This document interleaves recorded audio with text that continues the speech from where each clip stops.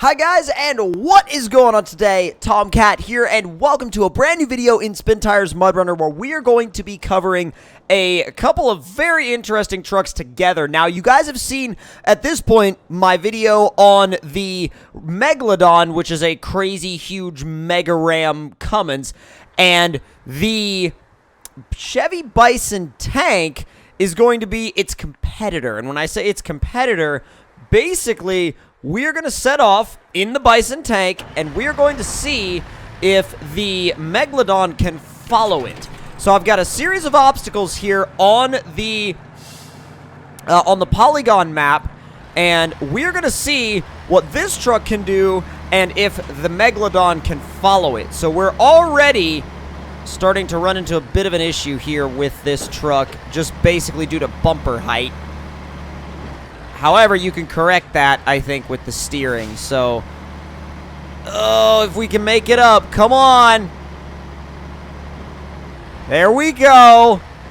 I don't know if we'll be able to do that for all of these, but... Oh, yep. That's the way it's looking. If we're able to do that for this, oh, my God. All right. So there's obstacle number 1 done. So now we have to follow in the Megalodon. So this thing honestly should be no problem. I don't see this being any problem at all for the Megalodon. The only reason I would see it being a problem is if we start to run into the front bumper, but the first couple of steps are not going to pose an issue. There we go.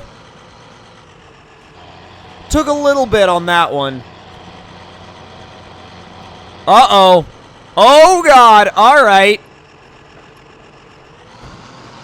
Oh, if we can angle it. Yep, there it is. I was going to say, if we can angle the front axle in such a way that it can actually move. We've got to get the front tires up. That's the whole problem. That's the entire problem right there, is that we can't get the front tires up. Oh, climb! There it is! Okay, if we can get a good enough angle, we just... Whoa! That was not it. That was not part of the plan. That wasn't part of the plan at all.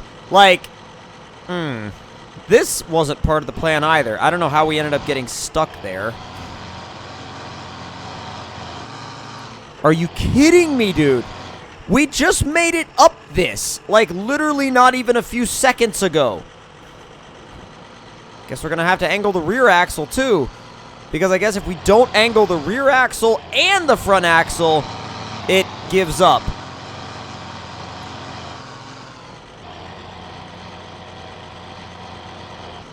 Yeah, it just seems like it wants to give up. It doesn't want to get in the right position. Easy. Oh my God, why you do this? You made it up earlier. Oh my God, that's annoying. That's annoying. Okay. So, dude, it keeps having to run into the... It keeps running into the wall. No, you're going to push to the edge. Dude. There we go. It won't do it. It legit, won't do it. Okay, well, I guess the tank wins that obstacle. So now on to the next obstacle. Now, to be fair, that one was a little bit in the tank's favor. I will agree, because the tank, it's impossible for it to get high centered. Now, the next obstacle is going to be a little bit, well, I was going to say it'll be a little bit more evenly matched, but I don't even know if it will be or not. I mean, the tank has a lot of advantages. It really, really does have a lot of advantages. So we're going to take it through here, which these can be pretty formidable. However, I think the tank has really, again, got just the right setup to make it through a set of obstacles like this without even remotely coming close to having an issue. You know what I'm saying? It'll just walk through something like this. As long as it doesn't hit its bumper. Once it hits its bumper, it's done. But until then, until that point, it's good to go. At least fairly. So that was easy. I would call that easy. So now we're going to grab the Megalodon, back it up, and take the stairs because that's really the only way this thing can go. Oh, come on. Are you really? Are you really just going to, like, scrape along the side? Okay, all right. I see how this is. And I see how this is, and I see what we're going to have to do. We're going to do... Oh, jeez. All right, up the stairs with you. Come on. Come on. Come on. And... Oh, God. Please stay upright. Nope. Not going to work. Not going to work. Dude, you know what sucks about that? You know what sucks about that? Is the fact that we're going to have to rescue it with the Bison tank, because for some reason, when I'm using MudRunner mod, it basically disables my ability to... There we go, release.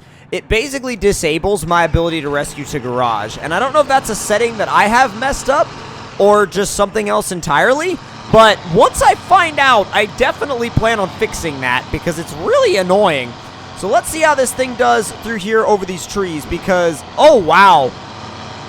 Now, see, this thing's bumper is a whole hell of a lot higher up than the Bison tank. So this walks through here almost better than the Bison tank did, and it's faster, too.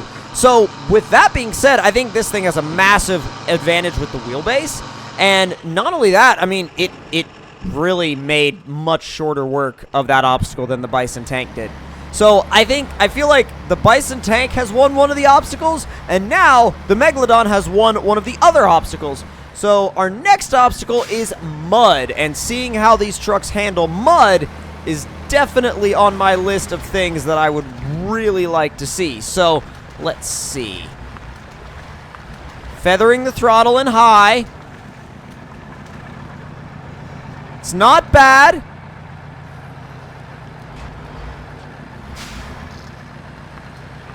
Oh, that's foot on the floor. Spooled up a little bit and then feathering the throttle. Okay, so with throttle control in high all the way, did pretty well. The Megalodon I'm a little concerned about because I don't know if it's going to just sink or if it'll actually let me feather the throttle like that. Now, I'm hoping it'll let me feather the throttle like that. But if it doesn't, then we could be dealing with a sunken truck, or just a slow mud rig. Whichever the case may be, I'm very excited to see if, oh god, if it ends up being one or the other. And it really does understeer like mad. Alright, so we're trying it in high first, and it sinks immediately. Like, it legit sinks immediately. Wow, even in low 3... Even in low 3, it spins and sinks. And I bet you that has to do with the weight of the thing. So it makes it through the mud, but it doesn't quite do it with the same kind of speed that the Bison tank does it with. Now, keeping in mind the fact that with this you're dealing with something that's a lot more of a, it's just a lot more of like a, I don't want to call it a show truck, but it's more like built this way kind of like because it can be. Whereas the tank truck is just kind of like, it's pretty much a rolling cheat code that gets to do whatever it wants. You know what I mean? So I feel like you are dealing with two different types of trucks. But at the end of the day, I think it's still a really fun mix. So what is this?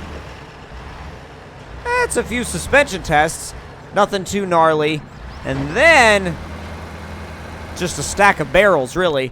Nothing too gnarly except for, like, breaking the driver's back in the process. Oh, yeah, I should make short work of this. Easy. Both of them did that absolutely effortlessly. Oh, God. It wanted to stall out on me. I really hate when that happens. It sucks when that happens. Huge bridge? Yeah, huge bridge. Let's do it, because this is going to be... Oh, this might be a deciding factor. High range. No problem at all. Coming down the other side. Hell, no problem landing either. Just takes it and goes. Now, Megalodon, and that's gonna be an interesting one because I have a feeling it's gonna go nose heavy and topple over. But that, like I said, remains to be seen. So if it does topple over, then I will end up being right about that. All right, 5th gear, automatic mode. Almost jumps all the way over the top. I am not lifting. Ooh! Oh, there's been a terrible crash, and that's where we've ended up. So, I think my final verdict on these two is that I find that the Megalodon is sometimes really frustrating to drive because it does flip over so easy, but at the end of the day, it is a, it is a super top-heavy mega truck, and it's not even in the same type of category as the as any of like the tank trucks. And I'm hesitant to call them tanks because they're not tanks. They're more of an expression of what a tank could kind of be. So, and taking this thing through one of the suspension test runs, I mean, it's definitely flexy for what it is. The front end could use a little bit more flex, but other than that, I mean, it's a really good truck. It's a really, really, really good truck. Oh, I wonder if it can make it up this. This is some sketchy climbing. But I do feel like it has a better chance of making it up this than it did making it up the stairs, because the stairs are awkward for pretty much any truck, and eventually you will get to a point where you're either high centering or hitting your bumper. But with this, since they're just ever so slightly, like, angled, it's a little bit easier to hook and get traction. Oh, yeah, this thing climbs these no problem. When it gets steep, it does get a little bit hard for it. It kind of, yeah, it kind of just stops, effectively. It kind of just stops. Easy. Oh, come on. There it goes. There it goes. See, it doesn't want to get traction on that wall. It almost did. Yeah, it almost did.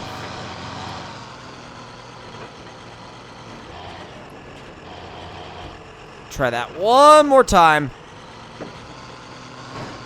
There it goes, there it goes, there it goes! Perfect!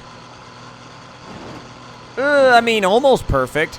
But the thing is, I'm not even going to run the tank there because I know that it would just, climb it effortlessly, no problem. So I feel like, yeah, I mean, you are dealing with something that is definitely a bit of an unfair advantage, but at the end of the day, that's what makes comparisons like this fun, because if one has an unfair advantage and the other vehicle has to really fight for it, then it definitely makes it interesting. And also, this thing apparently locks up the tires and slides very, very, very easily. So let me know in the comment section below which vehicle you would pick, if you would pick this or if you would pick the tank truck. I think I would still personally pick this. I mean, for effectiveness, I'd pick the tank truck, but for sheer fun, I would pick this. So if you all enjoyed the video, make sure to click that like button, subscribe for more, and I will see you all next time. Talk to you guys later.